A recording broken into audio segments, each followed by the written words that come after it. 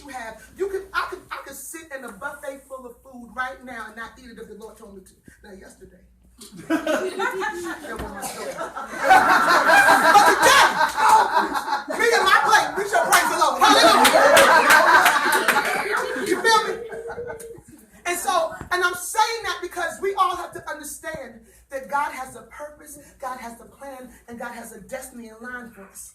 And so we have to be careful with the things that disrupt us, because what happens is many of us, we don't feel like the disruptions are dangerous. We know that when something blocks us, that we're like, oh God, move this block. But when something is just a distraction, some of us, we welcome distractions. We call distractions at 12 o'clock in the morning. I ain't talking about nobody. I'm going to stay right here.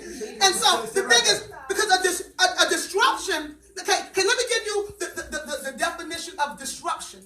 A disruption is anything that interferes with the way things are supposed to be. Right? So if I'm saved, sanctified, Holy Ghost filled, fire baptized, anything that causes my light to not shine is a disruption. And so sometimes that could be a substance, sometimes that could be a person, and sometimes that could be a certain place in ministry. You better come through here. Praise Him. That's so. Go to work. You're not being a disruption. You're being a blessing. Go make that money, honey. All right. So. That's right. That's right. Sorry. Okay. So here we are. A disruption. Here we go. I'm off this page. I'm on this one. Excuse me. Got my good notes today.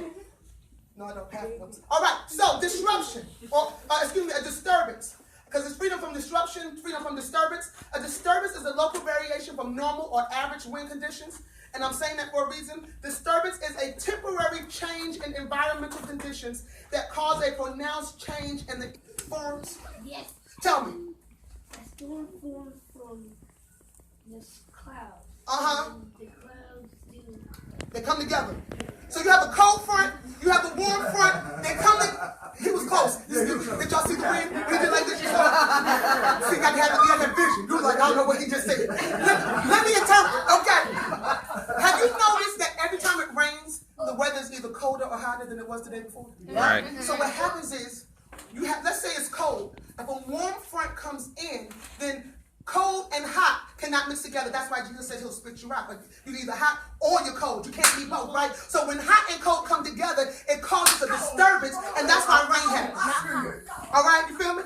Okay. So what happens is a disturbance says that what was here, now there's something trying to come and push it out the way, and they're fighting for the same space. That's why when you're trying to do good and your past comes behind you, that's why it seems like your life is going through turmoil, because your past and your future cannot habitat in the same place. You feel me? That's a disturbance. Okay?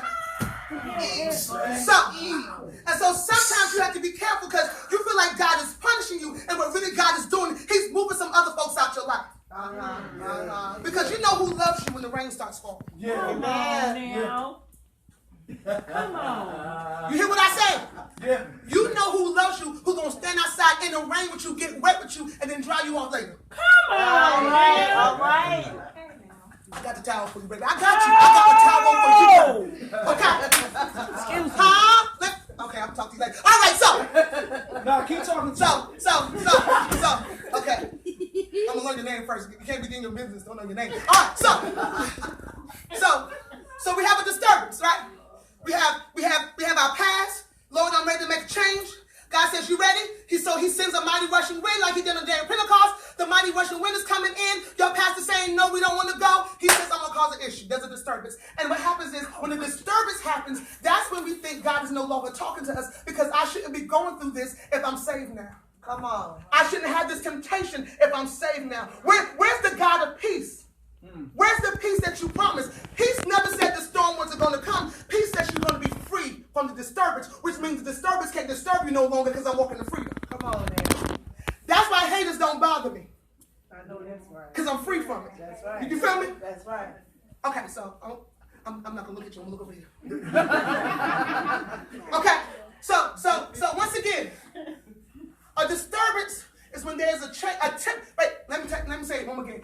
It's a temporary change in what's going on in your life. And too many of us make permanent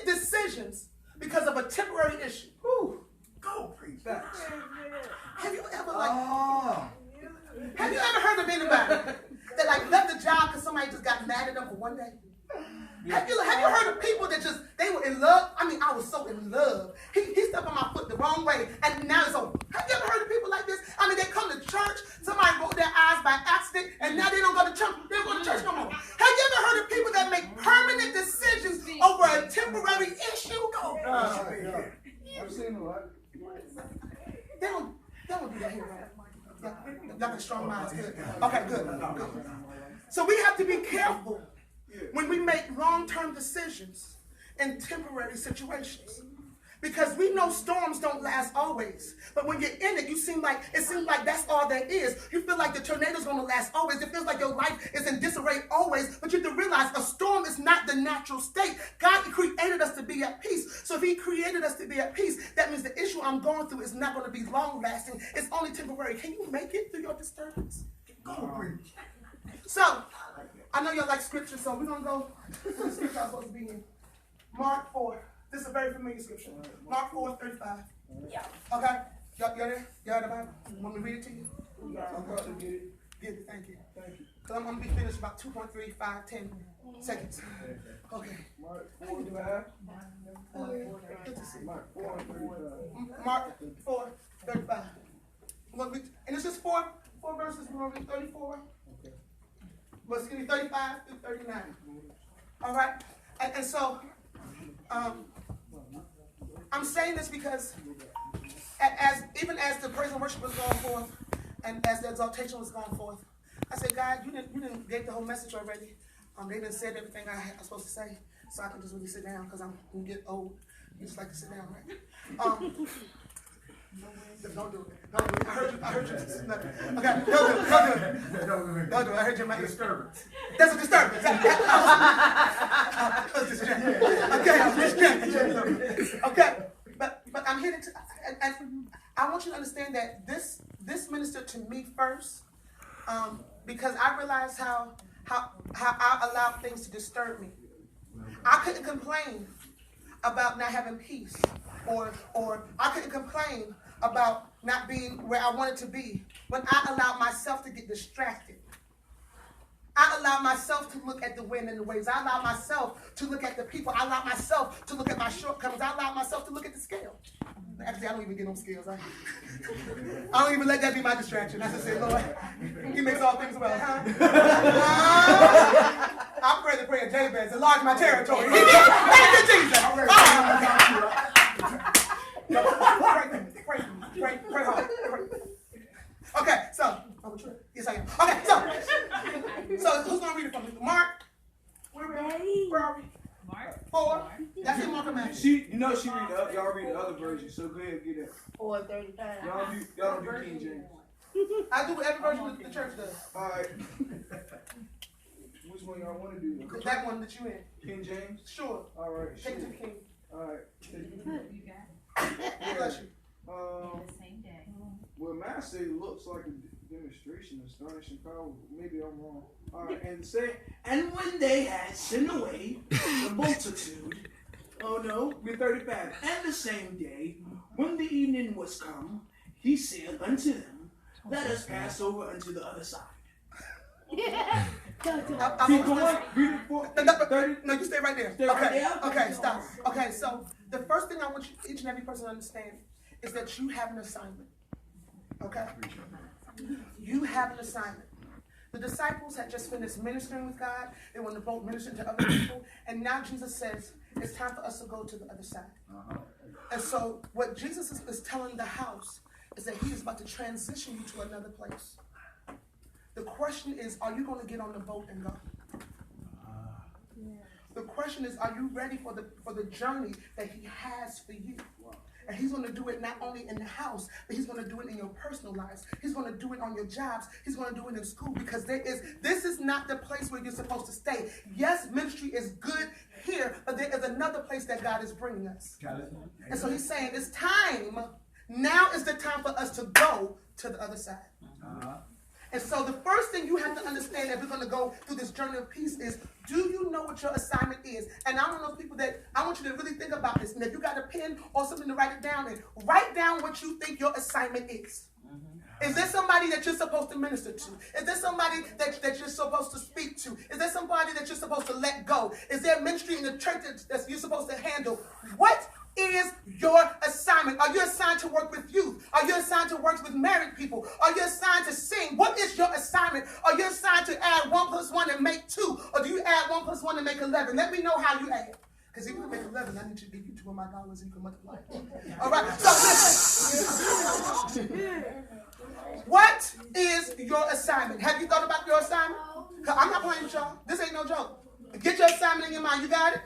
Because I need you to know what your assignment is, because whatever your assignment is, on your way to your assignment is where the disturbance is going to be. Come on. And the minute that you make up your mind what you're going to do for God is the minute that the enemy wants to set up some distractions in your life. Right. And that's what the church folks start saying. I guess I wasn't really called to do it. No, stop being a punk. And all of a sudden, I'm not you, you're not a punk, so let me look this way. Stop being a punk. I love her. I want her to pinch me later. Stop being a punk. Yes, at the ground. And do what I've called you to do. You feel me? Amen. You feel me? Amen. You Amen. feel me? Yeah, I feel you. I can't. All right, good. Yeah. So, next verse. Give it to me. Oh, I'm coming back. And when they had sent away the multitude, they took him even as he was in the ship. Okay, stop. So when God gives you your assignment, the first thing you got to do is let some people go. Boo, let me talk to you. You got to let some people go. There's some folks that can't go where you about to go. There's some folks that you love. They've been with you, but guess what they can't do? They can't go where you're about to go. They can't go. And so, and it's not that they're bad. No. The people aren't bad. They're just not assigned for where you're going. They ain't assigned. Can I tell you something? See that young lady right there with the yellow hair? Or blonde or something like that. That's my roommate. Okay? So that means we live in the same house. But when her assignment is to go to work, guess what? I don't go with her. I don't go to work. You know why? Because that's not my assignment. Does she love me? She better love me. You love me? She loves me. But can I go with her to work? No. No, because that's not whose assignment. So does that make me bad because I can't go to work with her? So why do you let people victimize you because they can't go where you're going? Why do you allow people to say that you don't love them no more because they can't go to this next place that God has ushered you into? Amen. Because if that's what love was, then our behind should have been on the cross with Jesus. None of us went there with him, did we? But he still loved us, right? Oh. Okay, I'm sorry. Excuse Come on me. now. How you doing? Good to see you. All right, so does that make I felt it. Does that make sense? And so if you're going to get to the place of peace, y'all remember the rapper MC Hammer? Can't touch this. He couldn't touch it because he brought everybody with him. And because he brought everybody with him, the money that he could have used, he ended up giving away. And then he ended up being broke because he brought everybody with him when he wasn't supposed to bring everybody with him. Go ahead. Say it again.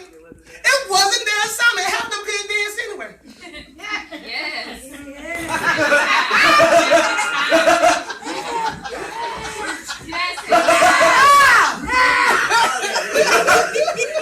You ain't know I had moves like that, did you, girl? David, did you get that on video? I got that.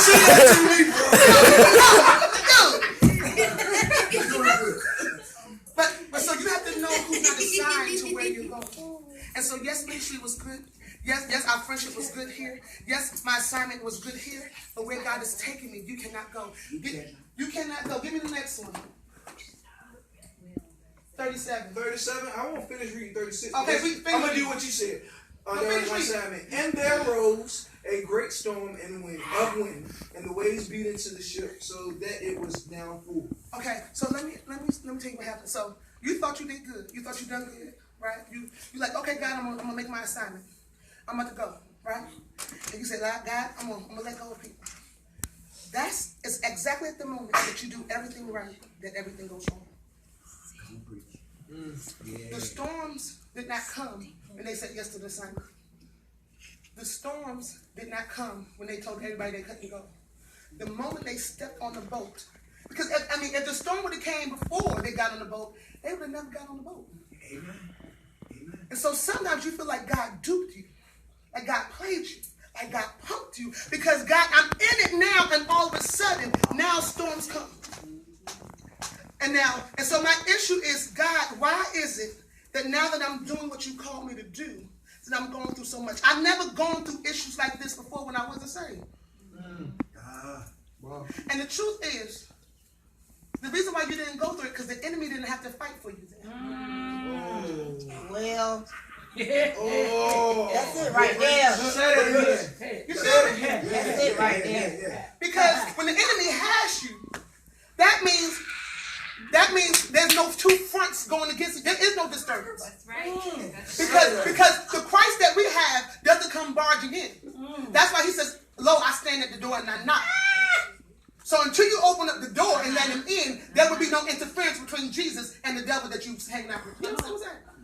And so what happens is when light comes in, darkness has to flee. And so the question is, if there was no light, then the darkness didn't have to go nowhere. There was no trembling. There was no disturbance. So there was no fighting. There was no war. There was no issue because the devil already had you. Yeah. And the realness is we have to understand that God's like, I already won the fight, so I ain't gonna fight no more. It's time for you to accept that I won. I already died. What else you want me to do? I can't make you love me. I love you though. I can't make you serve me. But I love you though. I can't make you be my friend. But everything I got is yours. Only thing you gotta do is ask for it and he got you. Amen. Listen to me. Only thing you gotta do is ask for it. You understand? Okay, I'm gonna say one more again to you. Because you're behind to open up your mouth half the time. For yourself. Open up your mouth, ask for it, and when you ask for it, do it. You hear me? Because the issue is, you can talk all you want to talk, but faith without works is dead. So as long as you're just talking, it's just air. I need you to do something. Because God spoke a lot of things into existence, but when it came to me, what did he do? He stooped down, took his hands, and he made all of this. I'm going to let you know something. Yeah. You gotta go fast. This back there. Okay, so we have to understand that the storms come because what happens is, and as we talked about the two fronts coming together, he was saying